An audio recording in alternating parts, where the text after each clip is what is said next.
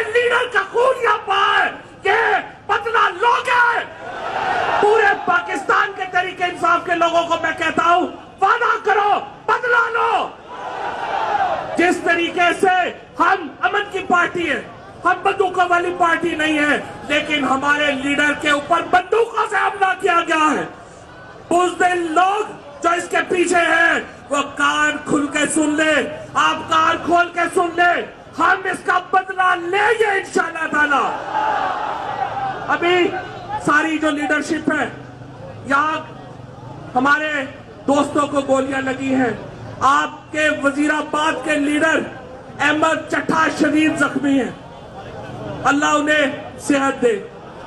یہاں ہمارے فیصل جاوید شدید زخمی ہیں، ہمارے جو ایم پی اے صاحبان تھے یہاں کے، ان کو گولیاں لگی ہیں، عمر ماہر صاحب کو گولی لگی ہے، لیکن عمران خان کو گولی ماری گئی۔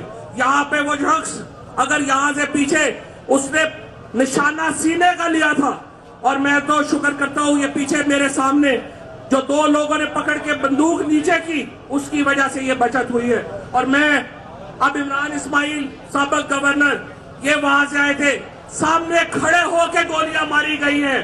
پورے پاکستان کے اوپر یہ حملہ ہوا ہے، یہ عمران خان کے اوپر حملہ نہیں ہوا۔